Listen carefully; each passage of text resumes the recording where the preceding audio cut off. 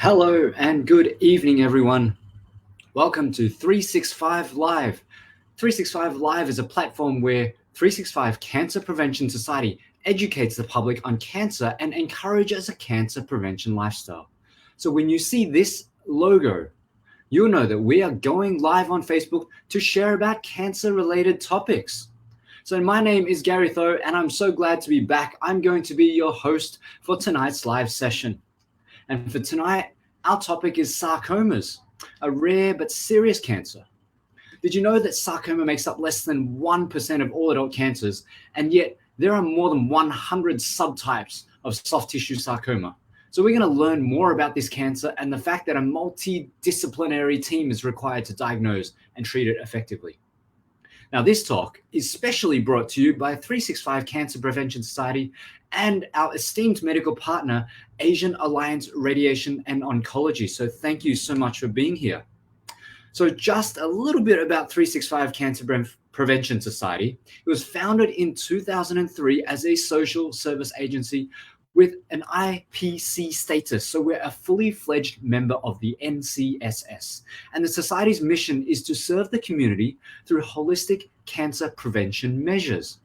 So this is accomplished by one, health and nutrition education, like tonight, right now. Also promotion of healthy lifestyle, and of course, our lymphatic detox exercises.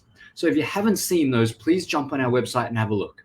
Now, we also provide practical and emotional support and care for our members and their family members in their battle against cancer through our residential and hospital visitations, through our counseling, our nutrition consultations, and other wellness services.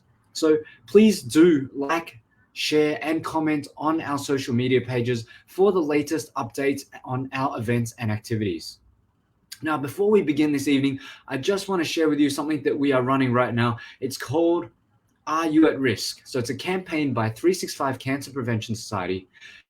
If you don't know, lung cancer is one of the most common cancers in Singapore. And so 365 CPS, we are launching Are You at Risk? It's a first of its kind lung cancer screening campaign to raise funds for individuals over 40 years old who have smoked or are smoking and are coming from low income backgrounds. They want to attend a sponsored low dose CT scan.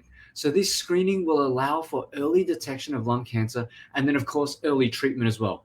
So if you know anyone who may meet this criteria that you can see right now on the slide, please do screenshot, take a photo of this slide right now, and please share it with them, okay? They can actually register just by emailing our staff. So Ilin, who's actually helping us for tonight's call as well. So ilin.tan@365cps.org.sg, right? Or you can contact any of our community partners that you may see on the next slide, okay?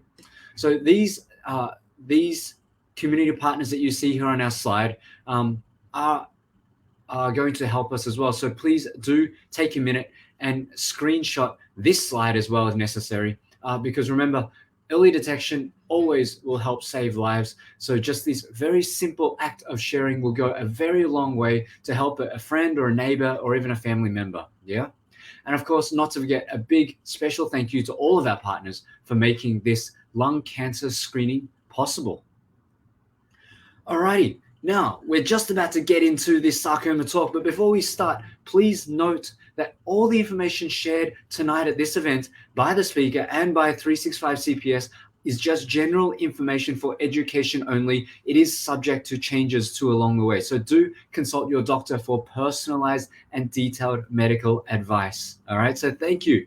Now, I want to begin the talk, but I would like to introduce tonight's speaker, amazing speaker. He has more than 20 years of clinical experience, of which 17 is in oncology, with sarcoma as one of his subspecializations. So he's both in the public and now also the private sector.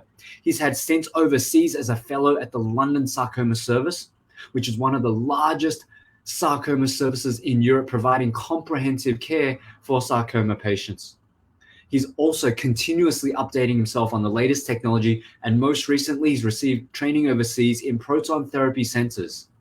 Now, proton therapy is very new in Singapore. It's just newly launched, and it is a very useful form of radiation for sarcomas. So Without further ado, let me welcome Dr. Tay. Please, Dr. Tay, hi, come on with us.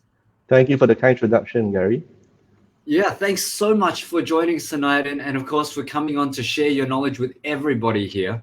You know, I heard usually stage 4 cancers, they can spread to distant organs and they generally need to be treated with chemo and other sort of drug therapies. But for sarcomas that we're talking about tonight, that may not be necessary. Is that right?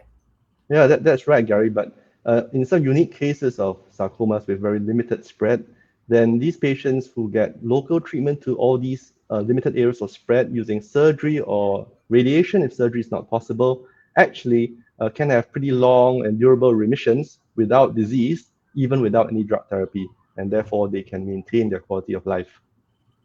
Oh, that's fantastic because the chemo does take it out of you for some people as well, yeah? Yeah, that's right. Yeah. All right. Well, this sounds great. I'd like to learn more. I'm sure everybody else on this call right now is going to want to learn more. So I'd like to hand over the time to you, Dr. Tay. Take it away.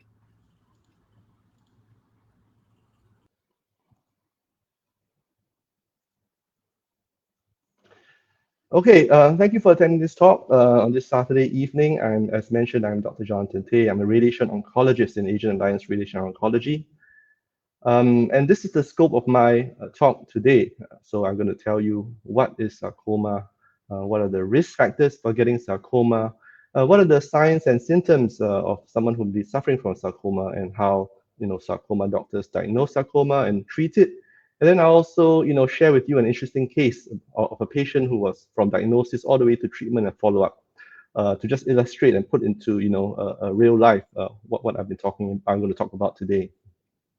So, what is sarcoma? So, sarcoma is a type of cancer. You notice for other cancers, they call it like colorectal cancer, bowel cancer, prostate cancer, but sarcoma is just called sarcoma. But make no mistake about it, it is cancer. So, sarc actually means flesh. So, it's actually a cancer of the flesh. Okay. And there are two main groups. The majority is what we call coming from the soft tissue or flesh, and that takes up about 80%, and that is the focus of my talk. So soft tissue, for example, like muscles. And the other group, main group, is what we call bone sarcomas, which happen more commonly in children as well as adolescents and young adults. So as Gary mentioned, sarcoma is a very rare cancer. It only takes up about less than 1% of all adult cancers. So what is cancer? In case you don't know the details, so our body is made up of trillions of tiny little building blocks called cells, and these cells are organized together to do a specific function as tissues. Okay, and then groups of tissues group together to form organs. For example, like the stomach, you can see here. So all our cells are constantly growing and dividing, and they're controlled by the DNA, which is a kind of biological code, which is in all cells. And all our cells, as we age, old cells die naturally, and they are replaced by healthy new ones. So how does cancer arise in our body? So basically, what happens is that, cancer occurs when cell replacements gets disorganized. So for example, a healthy cell picks up, genetic changes or mutations and then become cancerous. Now, these cancer cells, they are immortal.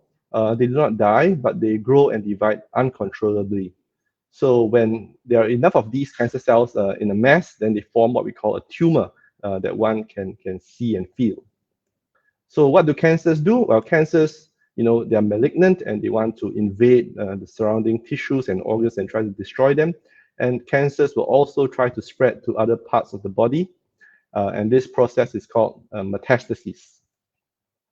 So what are the soft tissues? So soft tissues include parts of the body like nerves, fat, blood vessels, and lymph vessels. So lymph is actually tiny little draining vessels in our tissues that serve to drain the fluids in our tissues back to the circulation. Soft tissues also include the muscles, tendons, and ligaments. So besides all these tissues are the names of the different sarcomas that arise from these soft tissues. So you can see that there are many different types of soft tissue in our body. Therefore, there are many different types of sarcomas. Okay. So now, which part of the body are sarcomas most common? So you can see that the lower limbs of the legs comprise almost up to half of all sarcomas that are diagnosed. And together with the upper limb, they make up about 60% of where sarcoma comes from. So the other parts of the body where sarcomas come from include the head and neck, about 10%, the external body or the trunk, and then the retroperitoneum makes up about 12%. The retroperitoneum is the part of the body that's behind the tummy contents. So that includes there are nerves, there's fat, there's kidneys in the retroperitoneum behind the tummy contents, and this is an area whereby sarcoma can arise as well. Okay, so what are the risk factors for getting sarcoma? So sarcoma's risk factors are pretty unique, quite different from the other cancers. So one risk factor is having had previous radiation to treat other cancers. Thankfully, less than 5% of sarcomas are radiation related. Certain family cancer syndromes, like for example, neurofibromatosis. So family cancer syndromes are inherited, right? And for this particular syndrome, neurofibromatosis, patients develop what is initially benign little nerve tumors all over the body, you can see here. But after a while, some of these benign nerve tumors then develop malignant transformation and become malignant nerve sarcomas. So a patient, anyone who has a damaged lymphatic system, a system that drains fluids from our body. So if they have a damaged lymphatic system due to perhaps infection or trauma, then they get prolonged limb swelling because the fluid cannot drain easily. And these people are then susceptible to get a unique kind of sarcoma called the lymphangiosarcoma. Certain industrial chemicals like vinyl chloride and arsenic, if one is exposed to them for a long period, can develop liver sarcoma. So these are pretty, rare risk factors. And in fact, for the other, common lifestyle risk factors for cancer, including smoking, taking lots of red meat, being obese, drinking alcohol, a sedentary lifestyle, actually, all these are not the usual risk factors for developing sarcoma. Now, that doesn't mean that one can say, okay, I don't need to care about these things because these risk factors actually contribute to the development of many other different types of cancers and also affect one's heart health. So please don't smoke, don't drink, don't eat too much red meat, and have an active lifestyle.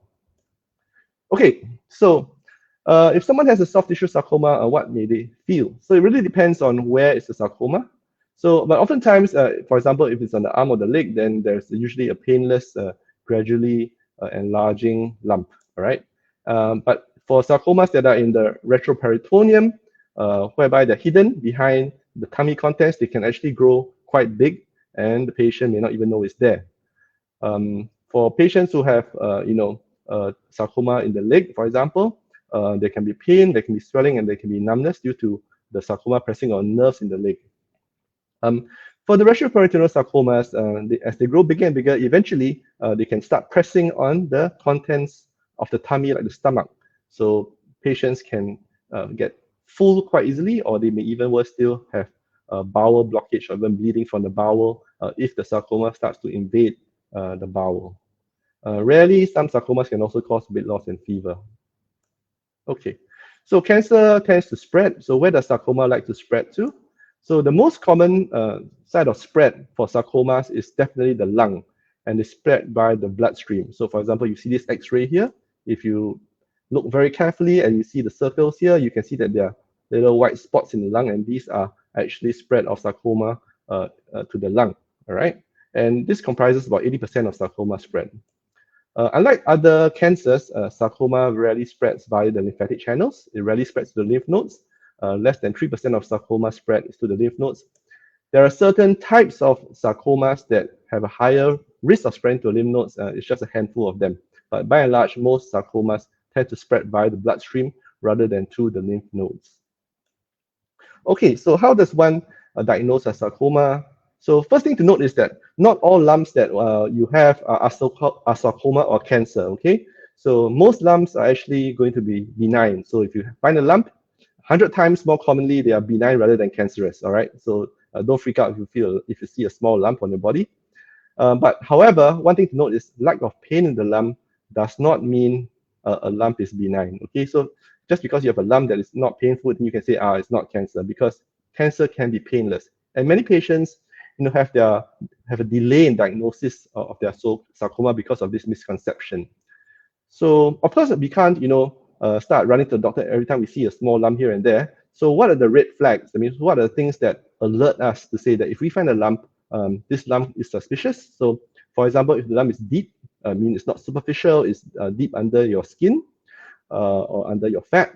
If the lump is large, and large meaning more than 2.5 to 5 cm, like a golf ball size, this will definitely alert you. If the lump is recently increased in size, or if the lump is painful. Okay, so these are red flags. Definitely you should go and see a doctor if the lump of your body, have these symptoms, all right? Okay, so when you see a doctor, then what does he do? Well, he definitely will do a physical examination, and then the next step depends on where are the signs and symptoms. So, for example, if the doctor finds a lump on your limbs, then he would send the patient for ultrasound. Ultrasound is like a sound scan. It uses echoes to scan the lump and to tell us the features of the lump, whether or not it's solid or is it liquid inside, whether it looks suspicious, it looks malignant or benign. So if the ultrasound suggests that the lump is could be malignant, then usually a more detailed scan will be done.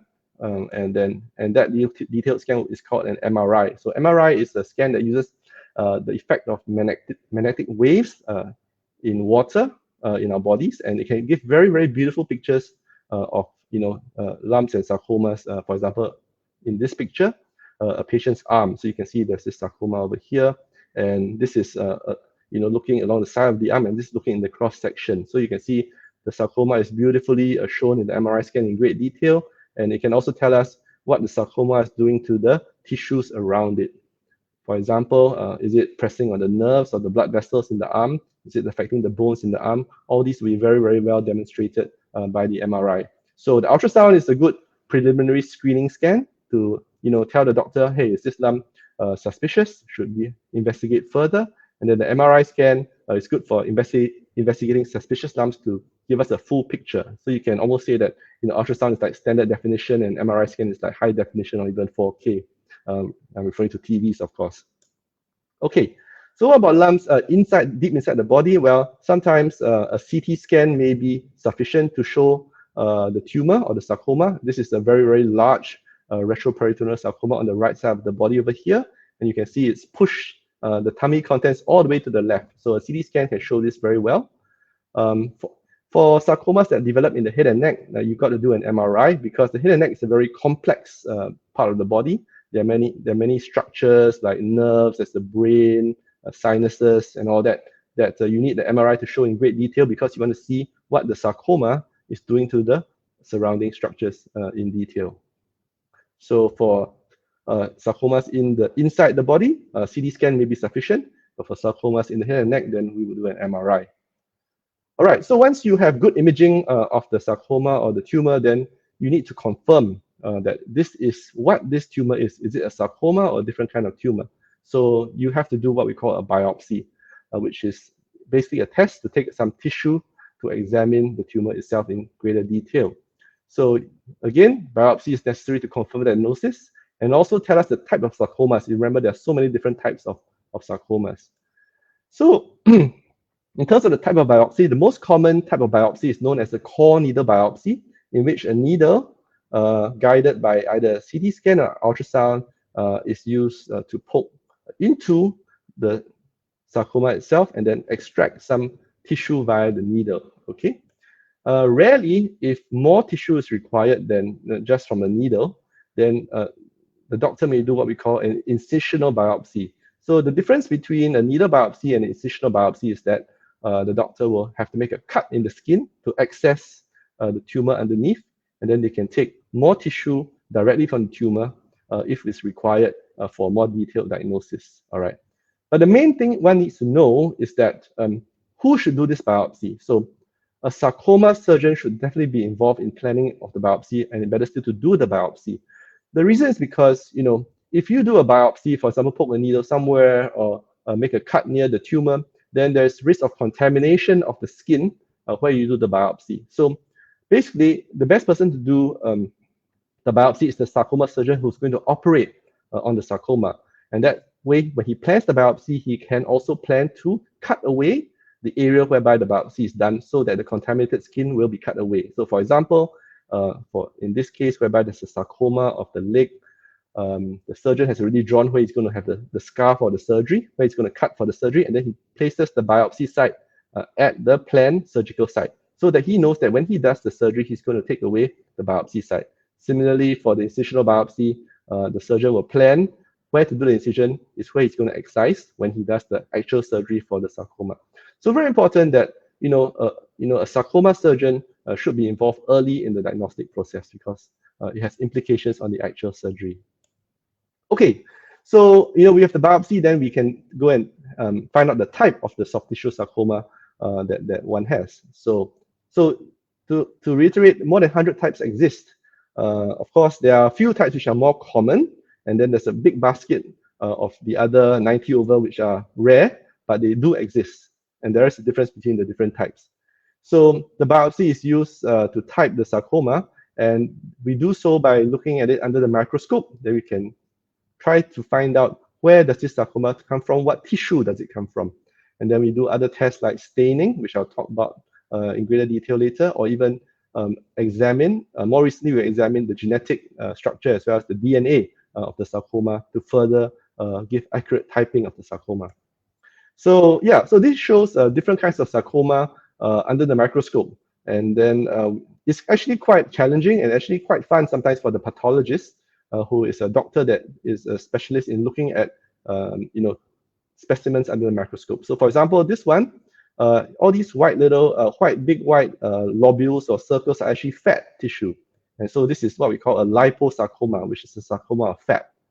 This one shows, lots of spindles or very long cells, and these actually look like smooth muscle. Smooth muscle are the muscles in our organs like our bowel, our gullet, and these smooth muscle cells can become sarcomatous or can become cancerous. And so this is what we call a leiomyosarcoma, which is a sarcoma of smooth muscle. So this microscope specimen actually shows a lot of blood vessels and red blood cells here. And so this is actually an angiosarcoma, which is a sarcoma of blood vessels.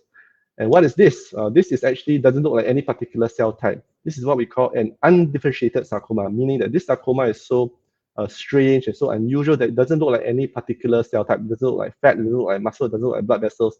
It just doesn't look like anything, and therefore the pathologist will call this an undifferentiated sarcoma.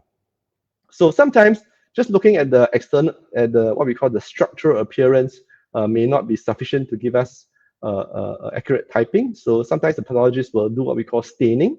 So basically the pathologist will cut, slides from the biopsy sample, and then they will use different chemicals called stains, and they will actually apply it onto the different slides. And from there, they will stain the cells, and then they will use different stains to identify different sarcomas. So this is the slide without staining, and then they will add the stain, and then they will see which part of the cells turn what color to which stain, and from there that they can then identify with greater detail what type of sarcoma it is.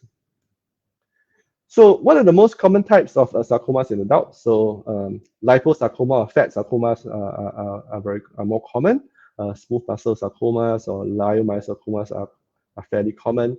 Sarcoma that comes from joint tissue, joints, our joints of our arms and legs. Yeah, this is known as synovial sarcoma. Sarcomas that come from the nerves. This is known as a malignant peripheral nerve sheath tumor. So sarcomas that come from blood vessels or lymphatic vessels are known as angiosarcoma. And sarcomas that come from, fibrous tissue in our tendons and ligaments, these are parts of the body that join bone to bone or bone to muscle. And these are very fibrous, and these sarcomas are called fibrosarcoma. And as mentioned, if the sarcoma doesn't look like any particular cell type or tissue type, then it's called an undifferentiated sarcoma. So different types of sarcoma occur at different ages. And that is the challenge of sarcomas. There are so many different types. So for example, the undifferentiated type of sarcoma tends to occur in older adults in their 50s and 60s, whereas the rhabdomyosarcoma or skeletal muscle sarcomas tend to occur in children as well as adolescents and some young adults. So different sarcomas occur at different ages. Now, the other thing that the pathologist has to do when they look at a sarcoma specimen under the microscope, and it's very important, is to know the grade of the sarcoma. So what is grading? Grading is actually assessing how abnormal the cells look and how active and fast growing the cells look under the microscope. All right. So there are three grades. Grade 1 is low grade, grade 2 is intermediate grade, and grade 3 is high grade. And so in general, when the sarcoma is higher grade, then it's more aggressive and has a worse prognosis. Okay, so besides the grade, then once we know what sarcoma it is, once we know what the grade is, then we need to stage the sarcoma. So what is staging?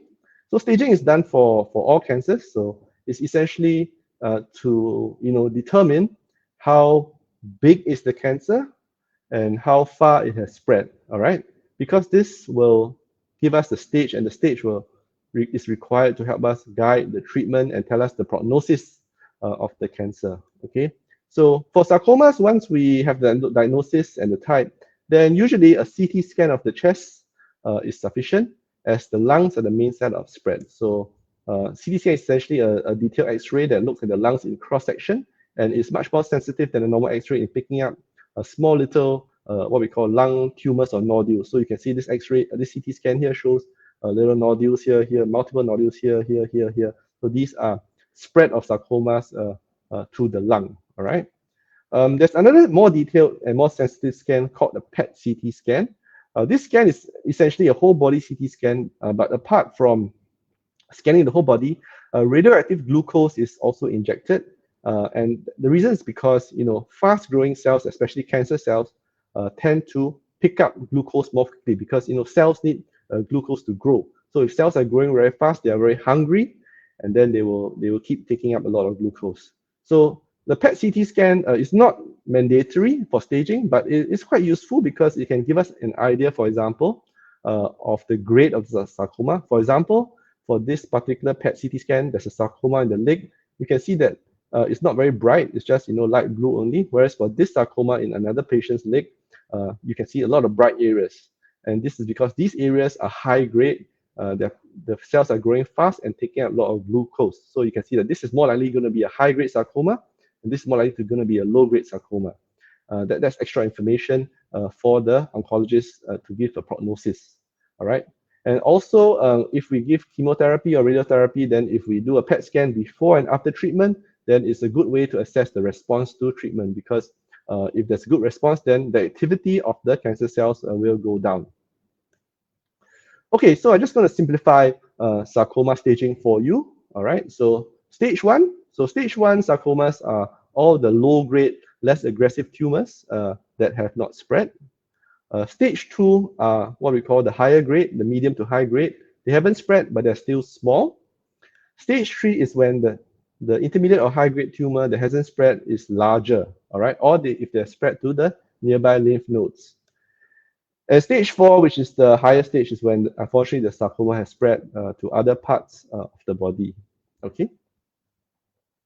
So just to give an overview about the concepts of cancer treatment. So the three main forms of cancer treatment include surgery, radiation, as well as chemotherapy. And to make it simple for you, we try to describe this in the concept of a tree. So for example, the main tumor is actually a tree, all right? So the surgery, what it does is it cuts down the tree. But sometimes if you cut down the tree, the roots may still remain. And that's why sometimes after surgery, you have to give radiation to kill the roots, because if you only cut the stem of the tree, the tree still has roots, it can grow back again, all right?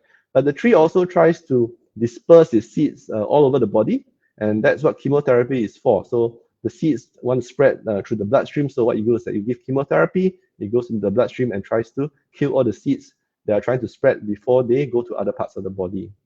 So yeah, that's a way to simplify the main concepts of cancer treatment. Okay, so what is the treatment for sarcoma? As I mentioned, the stage determines the treatment, all right? So for stage 1 sarcomas, oftentimes surgery alone is sufficient. For stage 2 sarcomas, the main treatment is still surgery. In some cases, you need to add radiation therapy for a better result. For stage 3 sarcomas, generally, you have to combine both surgery as well as radiation. For stage 4 sarcomas, as with other stage 4 cancers, is mainly chemotherapy and drugs. But in some cases, you can give radiation or surgery, and in some cases even avoid chemotherapy or drugs if you can use radiation or surgery effectively. Okay, so let's talk about surgery first. which is actually the main treatment to cure sarcoma. So now in the past, until the 1980s, amputation was actually the surgery of choice, because in the past and long, long ago, when they just removed the tumor alone, the cancer often came back. So they decided, yes, the only way to cure sarcoma is to amputate the limb if it arises from the limb. Of course, that has a big impact on the sarcoma sufferers' quality of life if you amputate a limb, right? However, thankfully, from the 80s onwards, then even for large, high-grade advanced tumors, um, combining surgery and radiation can allow patients to keep their limbs. So if you remember the tree concept, you chop down the tree with the surgery, but there are roots, and you have radiation to clean up the roots. So you don't necessarily have to cut off the whole limb to cure the patient. So therefore, for now, sarcoma treatment, amputation is often not the first choice, and oftentimes patients can get away with a combination of surgery and radiation and get cured. So this surgery is called a wide excision, but sometimes you may require some reconstruction after the wide excision. Okay, so what is a wide excision? So the goal of sarcoma surgery is to have a clean surgery. That means you want to cut around the tumor and have no tumor at where you cut, because you want it to be clean. All right, then the cancer has a less chance of growing back. So you want to cut with a wide margin. So the wider the margin, then the better the outcome. The less the chance that the sarcoma can come back. So in the ideal world, you want to have at least a 1 centimeter clearance of where you cut around the tumor, and that will constitute a wide excision. However, we must always be mindful. If you cut too much, then the limb may not be functional. So if you cut too much muscle, then the limb may not move very well. So it's always a balance, between cutting to remove the tumor and cutting to maintain function. So that's what the surgeon always has to consider when they do sarcoma surgery. All right. Now, sometimes of course, the priority is cure. So sometimes the surgery can be quite extensive. You have to cut a lot of tissue to get what we call the clear margins around the tumor. So for example, in this example of a patient who has a sarcoma in the armpit, a very nasty tumor over here, very near to the bone, so which is also near the vessels and nerves.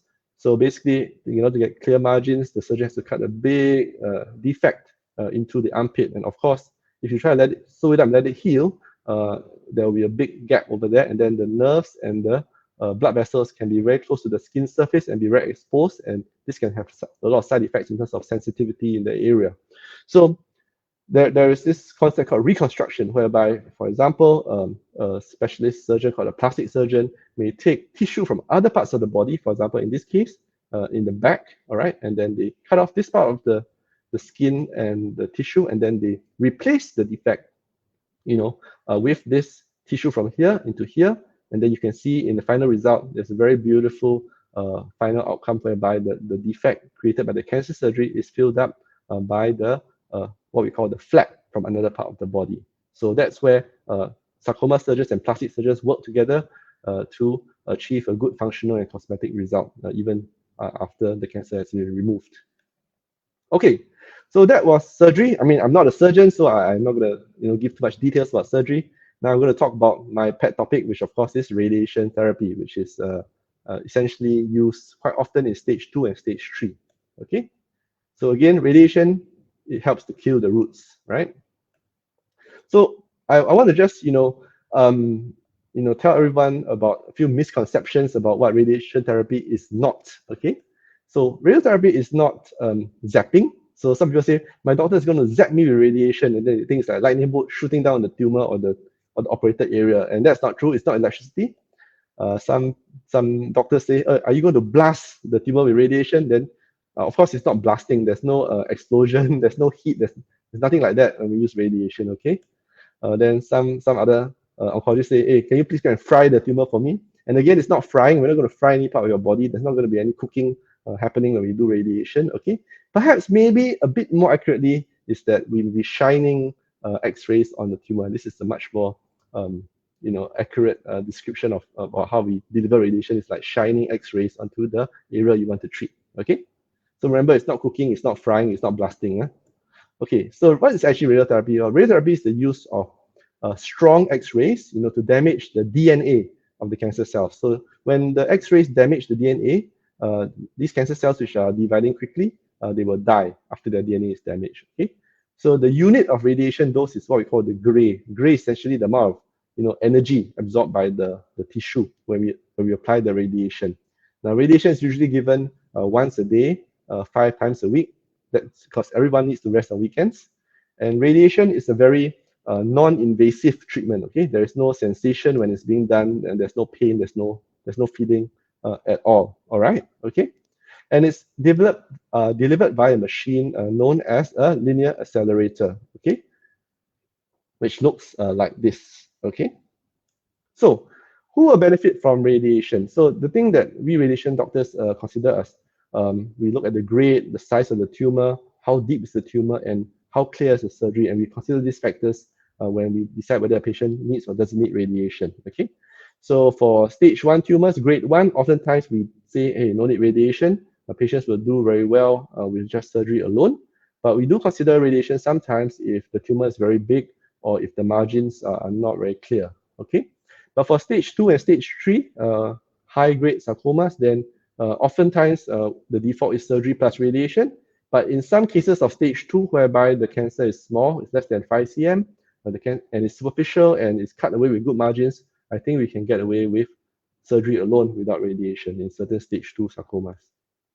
Surgery is either done before surgery or after surgery, and they both work equally well in terms of preventing the sarcoma from coming back. Okay, so there are some pros and cons. If we give radiation before surgery, we give a lower dose to a smaller area. The cons is that there's a higher risk of wound complications after the surgery if we give the radiation before the surgery. That means there can be some wound problems if we give radiation before surgery. If we give radiation after the surgery, usually we give radiation after the wound has healed, after the main surgery, but we have to give a higher dose to a larger area. So there may be some impact in terms of long-term side effects. There may be more stiffness and hardening of the tissues of the radiated area. So because both sequences work equally well, one has to consider the two factors and counsel the patient, and then the patient will decide. Okay, so how is it done? Normally we immobilize the limb using various gadgets, and then we do a scan of the affected area, and then we make a radiation plan on how to shine the X-rays using computer control, and how not to shine other parts of the body that we want to shine. Okay, of course there are other advances in radiation over the last 10 years or so. Radiation has become much more advanced in terms of how we can apply the radiation dose. For example, in the past, we used to use very simple radiation arrangements. We shoot one beam here, we shoot one beam here. We will treat the whole area we want to treat, but we may end up treating other areas we don't want to treat, for example, like the whole bone over here. Now we have more advanced form of radiation called IMRT, or intensity modulated radiation therapy. So we have the beams come from many different directions, and that way we can actually carve the radiation dose around the bone. So you can see that we can treat the affected area very well. We can bend around the bone and spare a lot of the bone from high dose radiation. And in doing so, we can reduce the risk of what we call a radiation-induced bone fracture. Okay. We also use CT scans to guide our radiation and makes the radiation accuracy much higher. And therefore, with that, we can treat smaller areas. And of course, the buzz now is what we call proton therapy. So proton therapy is different from the current X-ray or photon therapy in that a different beam is used. So proton therapy uses protons, which is a positively charged particle. Now, the unique thing about proton therapy is that you can reduce the amount of radiation going to the normal tissue, and many areas actually get zero radiation. Okay, and when we have zero radiation to those areas, then we can reduce the risk of getting a second cancer. So proton therapy is really good for children because children, they are young, and then in their cells, they're developing very early. So you really don't want them to get radiation as far as possible because they have very long lifetime ahead to develop a second cancer. So how does proton therapy work? The unique thing about proton therapy is that for normal X-ray therapy, for example, you want to treat a tumor over here, the X-ray comes in here and reaching a maximum dose around here, and then after it has to pass through the tumor, and then it starts to go down as it goes through the tumor, and then there's still further radiation as it gets out of the tumor. So there's radiation here, there's radiation here, there's radiation here. It's maximum here, but then there still is radiation over here as the beam passes through. So proton therapy is unique. So for proton therapy, the energy comes in through this way, and then it maximizes around the area of the tumor, and beyond the tumor, there's no radiation at all. So only this area gets radiation, this area doesn't get any radiation at all. So you can see that, for example, if we treat a large sarcoma over here, using proton therapy, we treat this whole area over here, but these areas get no radiation. Whereas if we use photon therapy, then we treat the area we want to treat quite well, but there's splash of radiation to areas we don't want to give radiation. So that's the unique benefit of proton therapy. So you look at the MOH guidelines, they are quite, they do allow sarcomas to be treated and be reimbursed for treatment, for quite a number of different types of sarcoma, especially in patients who are young, okay? Because you really want to reduce radiation exposure when patients are young, because that's when the cells are growing fastest, and because young people have a long lifetime to develop second cancers, all right? So these are the various types of sarcomas that will receive coverage by insurance and MediShield and MediSafe for proton therapy. So just to illustrate the benefit of proton therapy for this, what we call a paraspinal soft tissue sarcoma. So this is the spine over here. This is the sarcoma over here. It's paraspinal because it is beside the spine. So if you want to treat this with radiation, then if you use photon radiation or the normal X-ray radiation, you come from a few different directions, and then you will treat the tumor pretty well with the red area. However, you will get doses going through the heart, going through the lungs, and going through the spinal cord. Whereas if you use proton therapy, because of the unique feature of the beam stopping where you want to stop, then it will not expose the heart to so much radiation, it will not expose the lungs to so much radiation. And that way, a patient possibly will have less risk of side effects. Okay, so that's radiation. Finally, I will talk about chemotherapy, all right? That's mainly used for stage 4 sarcomas, okay? So again, if you remember, chemotherapy mops up the seeds which are trying to spread from the tree. And when is it used? So for certain sarcoma types, for example, rhabdomyosarcoma, which is a sarcoma of skeletal muscle, and it's often happens in kids and young adults and adolescents. So this is a very chemosensitive sarcoma, and chemo is always used, all right? So sometimes for some stage 3 sarcomas, after surgery and radiation, because if they are very big, more than 10 cm, they have a very high risk of spreading. And if the patient is young and fit, then these are the patients whereby one would give chemotherapy after surgery and radiation to try to prevent spread of the sarcoma, which can occur 1 or 2 years down the road, all right? And there are certain chemotherapy-sensitive types of sarcomas. But some sarcomas are more sensitive to chemotherapy, for example, synovial sarcoma or mixed white liposarcoma. These are the types whereby you would consider giving chemotherapy, especially if the tumor is big in a young and fit patient, okay? Now, for stage 4 patients, then yes, chemotherapy is used to shrink the tumors, control the spread, prolong life. So it's as if, the seeds have already spread, they have rooted, and then they have grown trees from the seeds already. So you want to actually make the tree die and become smaller and prevent the new trees from causing problems in the patient's body. That's what chemotherapy is for. Okay, so choice of chemotherapy depends on the type of sarcoma. There's a general drug called doxorubicin, plus minus ifosfamide, that generally can be used for most sarcomas, but what we are realizing now is that different types of sarcoma respond differently to different types of chemotherapy. So now this is what we call specific histology-directed sarcomas, and we use different drugs for different types of sarcoma because these are more effective for certain sarcomas. Okay, so in more recent years, beyond chemotherapy, there's also what we call targeted therapy. So this is an oral tablet called pazopanib. So basically, these are not chemotherapy. They do not directly damage the DNA of the cancer cells. What it does is that pazopanib, so blocks signals, all right? There are signals that from the cancer cells that are telling the blood vessels around it to keep growing. So cancer cells like to have a lot of blood vessels around it because blood vessels supply cancer cells with nutrients, right? And allow it to spread to other areas. So cancer cells produce signals telling blood vessels to grow more and more. So drugs, targeted therapies like pazopanib, what it does is that it blocks these signals, prevents the cancer cell from stimulating the blood vessels. And when the cancer cell doesn't get the blood vessels it needs to grow and spread, then the cancer cells can die, okay? So it's used when, the previous chemotherapy is not working. And it's also an option in older patients who are not fit for chemotherapy or do not want chemotherapy, then the oncologist could try targeted therapy instead. Okay, so that's chemotherapy, drug treatment to the whole body.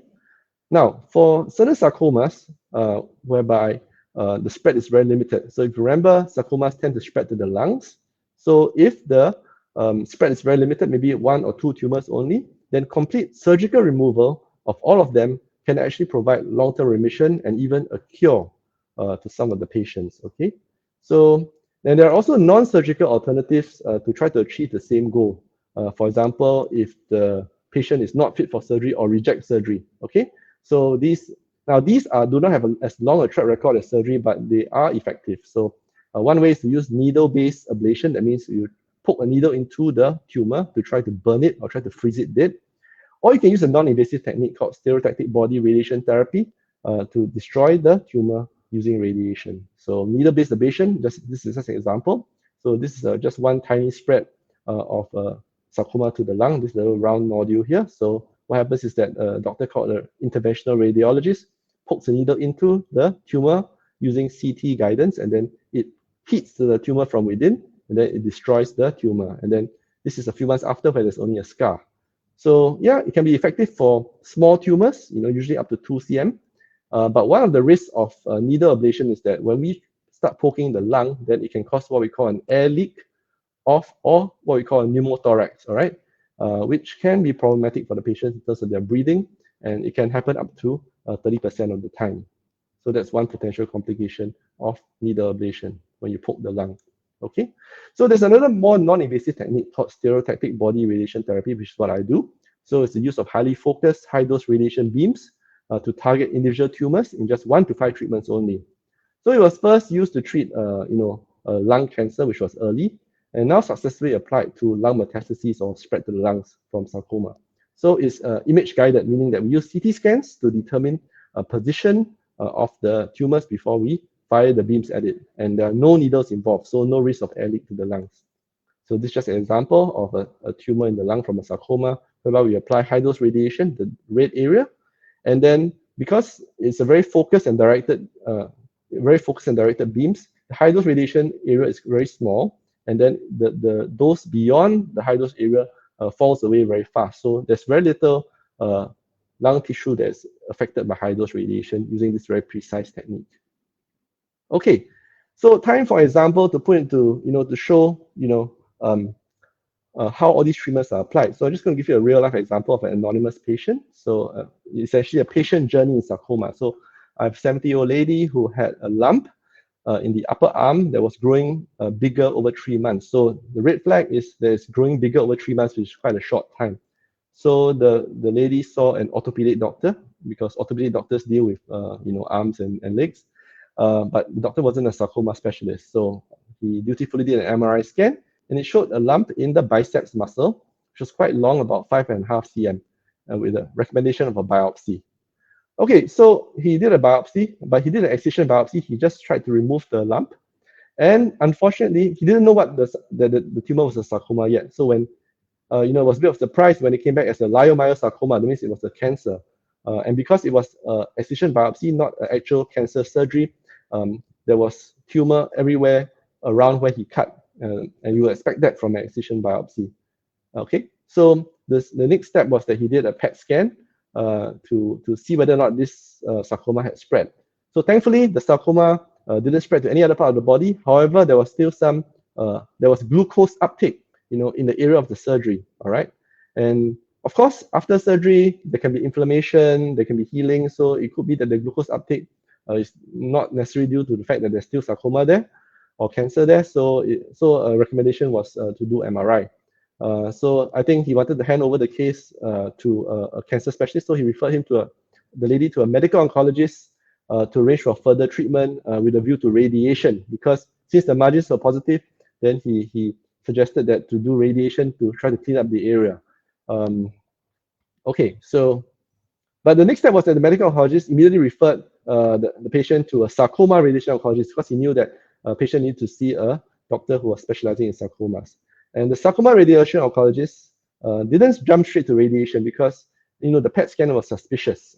So I think the next step is to do an MRI. So you do a second MRI after the surgery, and then lo and behold, there was still a 5.1 cm long tumor in the biceps muscle, because the surgery, being a biopsy and not a full surgery, was incomplete.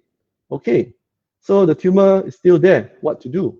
So next step, when we are dealing with sarcomas, is always to discuss with other sarcoma specialists, because especially since there's a tumor still there, we can't just give radiation. If there's a tumor still there and you give radiation, the results will not be so good.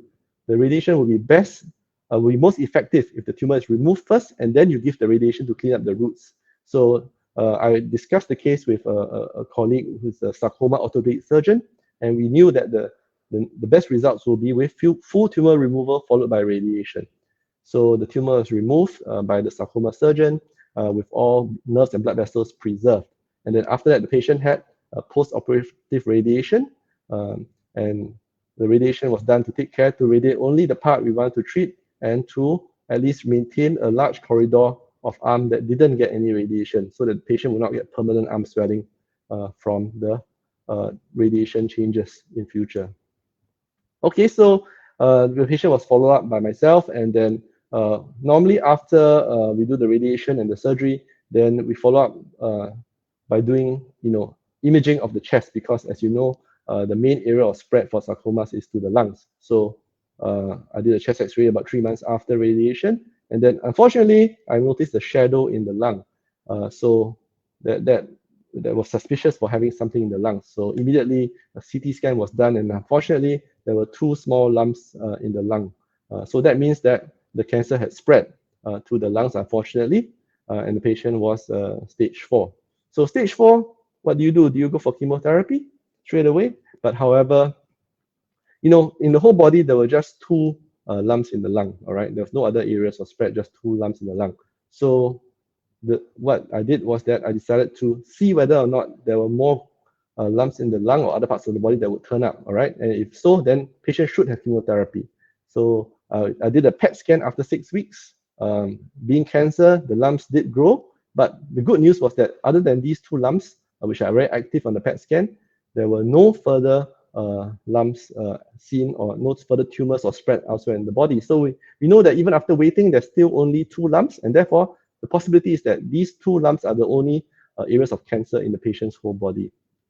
Therefore, although it was stage 4, there were only 2 lung tumors. So this is a good candidate for what we call local therapy. So I discussed surgery, needle ablation, or SBRT, or stereotactic radiation to these tumors. When the patient was quite old, she didn't want a major surgery to remove 2 lung tumors, or she didn't want to have needling to 2 tumors in the lung. So therefore, it was quite a natural choice to choose SBRT.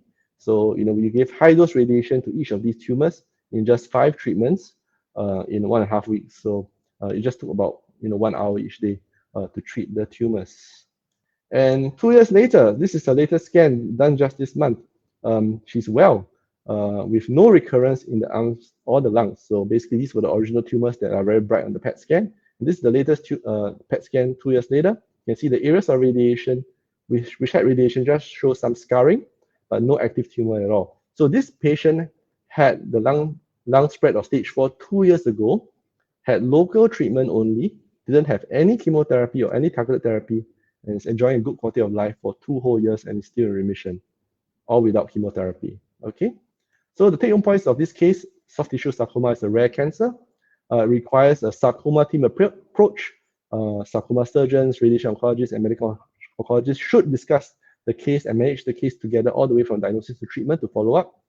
And the last thing to say is that stage 4 sarcoma may do well with local treatment alone, for example, surgery or high-dose radiation if the stage 4 spread is limited. So with that, thank you for your attention. I'll be happy to answer any questions in the Q&A. So over to you, Gary. Wow, Dr. Tay, thank you so much for sharing, and I'm so glad to hear that your patient, the 70-year-old lady, is doing very well after 2 years. That's really, really nice to hear, and also without a lot of that invasive surgery, even though there was spread, the chemo as well. So you did that targeted radiation. That's really really, really promising, and I think that will settle a lot of people's maybe fears and hearts and that sort of thing too. So yeah, very wonderful outcome there. I just want to ask any of the viewers, if there's any questions here. Okay, I did have one question earlier. If I can just start with that, Dr. T, because there are so many subtypes of these sarcomas that you have shared. So are they all the same in terms of behavior and prognosis? So what you just shared in your story of this 70-year-old lady, is this a common outcome that we can expect? Well, I would say that she did very well. It's not the most common outcome because sometimes the spread is not just limited to 2 tumors. And I made sure that there were 2 tumors before I did the local treatment. So many patients who have multiple sites of spread, they tend to get chemotherapy first. And then we may use the radiation or surgery to mop up what's left after the chemotherapy. But there are so many different subtypes. Of course, they behave differently. But what I want to stress is one of the common factors is that drives the behavior is the grade of the sarcoma. So if you have high-grade sarcoma, these are the ones that will spread more quickly and recur more easily even after surgery. So these are the ones that have more aggressive therapy. But there are the low-grade sarcomas, especially the ones like low-grade liposarcomas. These are the ones that almost never ever spread. So these are the ones that you can manage using surgery. You can remove it using surgery. If it comes back again, you remove it using surgery again, and the patient's outcome will not be compromised, and the patient can avoid aggressive treatment. So the grade is very important when we assess sarcomas, not just the sarcoma type. Okay, sure.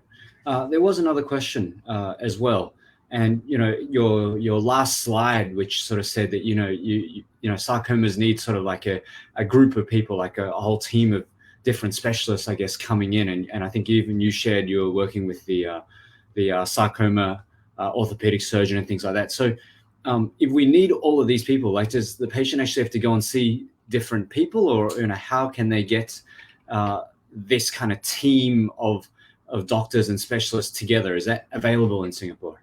Yeah. So sarcoma is rare cancer, less than 1%, right? So not many oncologists may have that much experience with it, right?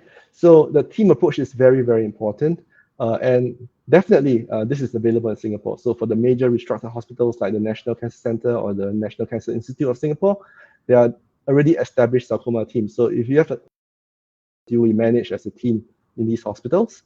And for patients in other hospitals, or the other restructured hospitals, they will be referred to these main sarcoma centers for expert management. But not to worry about the private sector, because us sarcoma specialists are very aware that the team approach is needed. So if the patient sees any sarcoma specialist, be it a radiation oncologist, medical oncologist, or sarcoma surgeon, then we are very aware that we need to discuss this and form our own teams immediately to get the plan going. And nothing should be done in isolation. Okay. Yes. Good. And there was one last question, and it's always showing up on every Facebook Live that I've hosted. Is there any diet or supplements or what have you that can help to either reduce the risk of getting it, or when you have the sarcoma, can help you? Yeah, so certainly this is one of the most commonly asked questions for all cancer patients. What do I eat? What can I take to supplement my diet? Unfortunately, for sarcomas, we don't really have any strong evidence about any dietary influence, nor any particular supplement that can help to prevent sarcoma, right? That's it. That's not an excuse to eat whatever you want in whatever amount. So there are other cancers which are affected by diet. For example, red meat, excessive consumption of red meat, alcohol. All these can cause many different other nasty cancers, and certainly one should avoid these as much as possible. Of course, red meat you can take, but in moderation. Alcohol, avoid as much as possible. These will go a long way in preventing other cancers. Okay, sure. All right. Well, I don't see any other questions coming in right now. But if you do have any questions, do just still leave them on the Facebook comments, and we'll definitely try to get a response for you there as well. So thank you, everybody, for attending and for your questions. And of course, Dr. Tay, thank you so much for your time this Saturday evening and sharing with us so much information here tonight. So I would like to say thank you again. And if you can take your leave. My pleasure. Thanks so much. Goodbye, everyone. Thank you. Have a good night. Yeah. Alrighty. So before we wrap up, just hold on a second. Can I please just get your help for a little feedback? So there is a QR code that you can see on your screen right now. Just scan it or screenshot it so you can go and fill this out ASAP as soon as possible, please. This just gives us more inside information as to exactly how we can serve you better. So your feedback would be very, very greatly appreciated. And very quickly, our next Facebook Live will be right here on Facebook, same time, same place. It's on head and neck cancers. This will be on the 19th of August. So Saturday night, pencil that into your calendar already, here at 8:30 p.m. on our Facebook platform. This session will be delivered in Mandarin. And the speaker will be Dr. Leong from the Onco Care Cancer Center.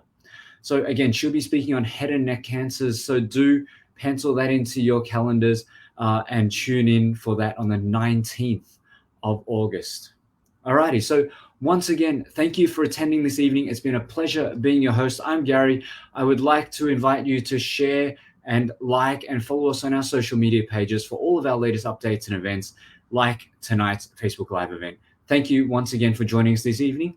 And until next time, I look forward to seeing you, but take care till then, yeah? Good night.